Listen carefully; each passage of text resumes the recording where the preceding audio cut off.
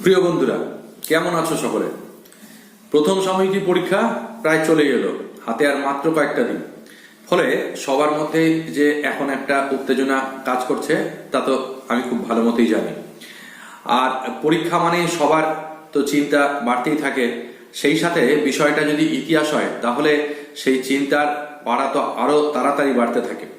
তো তোমাদের সেই দুশ্চিন্তা দূর করার জন্য আজকে ক্লাস 9-এর যে ইতিহাস বিষয়টি রয়েছে, যেখানে আমাদেরকে ইউরোপের ইতিহাস পড়তে হয়, তো সেই ক্লাস 9-এর প্রথম সাময়িকী পরীক্ষার অন্তর্গত যে প্রথম অধ্যায়, অর্থাৎ যেখানে ফরাসি বিপ্লব সম্পর্কিত আলোচনা রয়েছে, সেই ফরাসি বিপ্লব সম্পর্কিত যে সকল প্রশ্নগুলো তোমাদেরকে অবশ্যই তৈরি করে রাখতে হবে, সেগুলো নিয়েই আজকের আলোচনা করব। তাই ভিডিওটার শুরু থেকে শেষ পর্যন্ত খুব ভালো করে দেখে রাখো এবং এই প্রশ্নগুলো কিন্তু অবশ্যই প্রথম সাময়িকী পরীক্ষার জন্য তৈরি করে তবেই পরীক্ষা দিতে যেও। আমার দৃঢ় বিশ্বাস যে এই প্রশ্নগুলো যদি তোমরা তৈরি করো তাহলে কিন্তু তোমরা তোমাদের প্রথম সাময়িকী পরীক্ষায় প্রশ্ন অবশ্যই কমন পাবে। তো আলোচনা শুরু করার আগে বলে দিই যে এখানে যে প্রশ্নগুলি আমি দিয়েছি সেখানে একদম সংক্ষিপ্ত প্রশ্ন, এর পাশাপাশি 2 মার্কসের যে প্রশ্ন থাকে, 4-এর টিকা বা বড় প্রশ্ন অর্থাৎ কিনা 8 নম্বরের যে প্রশ্ন থাকে, সমস্ত প্রশ্নগুলোই বলা থাকবে এবং বিভিন্ন যে প্রশ্নপত্রগুলো রয়েছে, বিভিন্ন স্কুলের প্রশ্নপত্রকে ঘেটেই কিন্তু এই সাজেশনটি তৈরি করা হয়েছে। ফলে এখানে তোমাদের পশ্চিমবঙ্গের যত স্কুল রয়েছে সমস্ত স্কুলের কোশ্চেনই কিন্তু এটা কভার করবে। তাই সবাই খুব ভালো করে দেখো।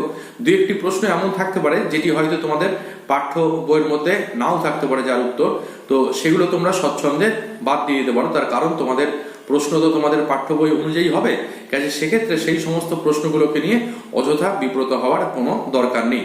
তাহলে তোমরা দেখে নাও যে কোন কোন প্রশ্ন যদি তোমরা এই ফরাসি বিপ্লব থেকে তৈরি করে যাও, শর্ট প্রশ্ন, তারপরে 2 মার্কসের প্রশ্ন, তারপরে টিকা, তারপরে বড় প্রশ্ন, তাহলে তোমরা পরীক্ষাতে তোমাদের কোশ্চেন অবশ্যই কমন পাবে।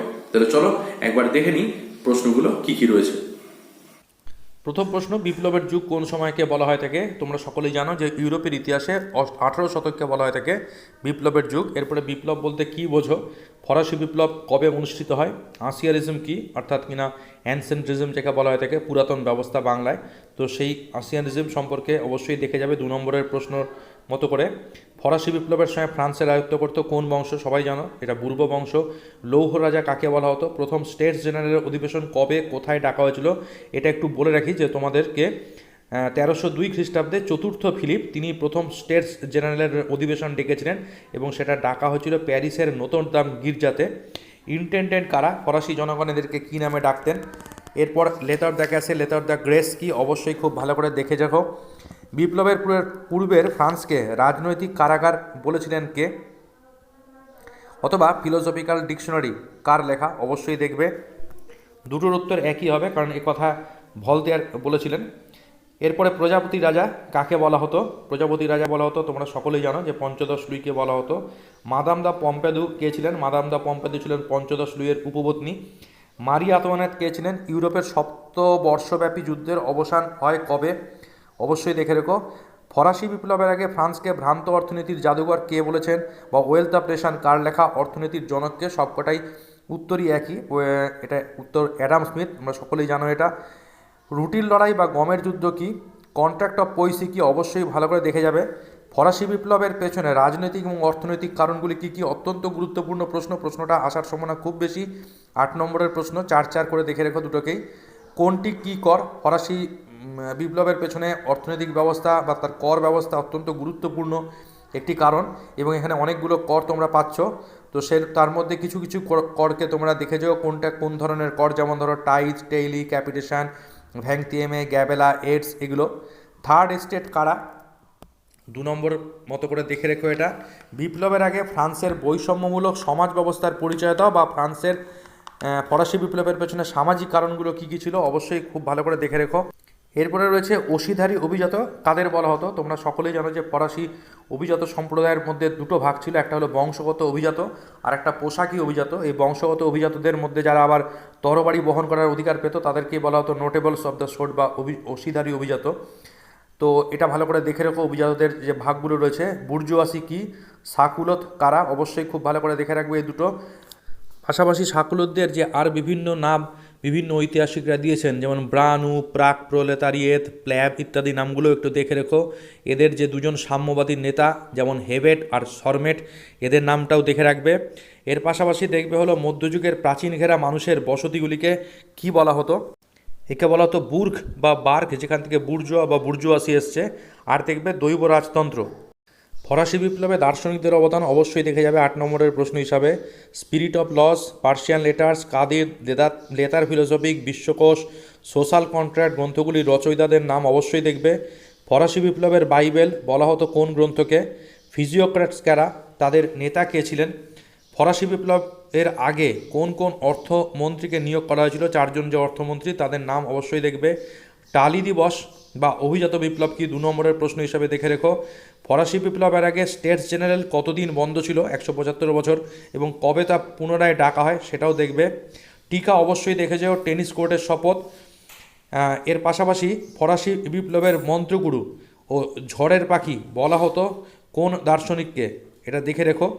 বাস্তিল দুর্গের পতন কবে হয় বা বাস্তিল দিবস কবে পালন করা হয়ে থাকে। প্যারি কমিউন কি, 2 নম্বরের প্রশ্ন হিসেবে দেখবে। জাতীয় রক্ষী বাহিনী কার নেতৃত্বে গঠিত হয়েছিল, তোমরা সবাই জানো লাফায়েতের নেতৃত্বে। টিকা দেখে রেখো, জাতীয় সংবিধান সভা খুব গুরুত্বপূর্ণ।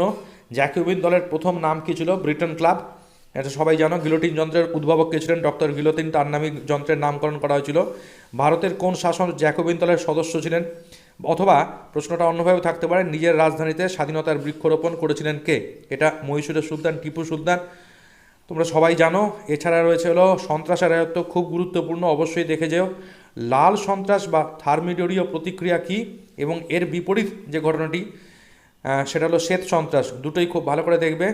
তৃতীয় বর্ষের সংবিধান কি, বাস্কুল নীতি কি, ফরাসি বিপ্লবের গুজবের ভূমিকা কি বা গ্রেট ফেয়ার কি, অবশ্যই দেখো। ফরাসি বিপ্লবে নারীদের অংশগ্রহণ খুব গুরুত্বপূর্ণ প্রশ্ন কিন্তু। এছাড়াও মানুষ ও নাগরিকের অধিকারের ঘোষণা সম্পর্কে ভালো করে দেখে যাও, দুটো প্রশ্নই 4 হিসেবে আসতে পারে। নারীদের অংশগ্রহণ তো অবশ্যই দেখবে। ফরাসি বিপ্লবের মূল মন্ত্রগুলো কী কী, অর্থাৎ 3টি, সাম্য, মৈত্রী, স্বাধীনতা। নতুন ফরাসি সংবিধান কবে ঘোষিত হয়, এতে জনসাধারণকে কী কী অধিকার দেওয়া হয়েছিল। ফ্রান্সের সামন্ত প্রথা বিলুপ্ত হয় কবে। Civil constitution of the clergy কি, আমি রাষ্ট্র এই উক্তিটি কার, এবং একদম শেষে আমার ইচ্ছাই আইন, এটি কার কথা ছিল। এই প্রশ্নগুলোর উত্তর খুব ভালো করে তৈরি করবে, অধিকাংশই শর্ট প্রশ্ন রয়েছে, কিন্তু ভালো করে দেখো। কেমন লাগলো আজকের ভিডিও? যদি ভালো লাগে তাহলে নিচের কমেন্ট বক্সে অবশ্যই কমেন্ট করে জানিও এবং বন্ধুদের সাথে শেয়ার করে নিও। খুব শীঘ্রই ফিরছি দ্বিতীয় অধ্যায়ের জন্য। কোন কোন গুরুত্বপূর্ণ প্রশ্ন তোমাদেরকে তৈরি করে যেতে হবে তার একদম বিস্তারিত লিস্ট সহ। ততক্ষণ পর্যন্ত এই প্রশ্নগুলোর উত্তর কিন্তু অবশ্যই তৈরি করে রেখো।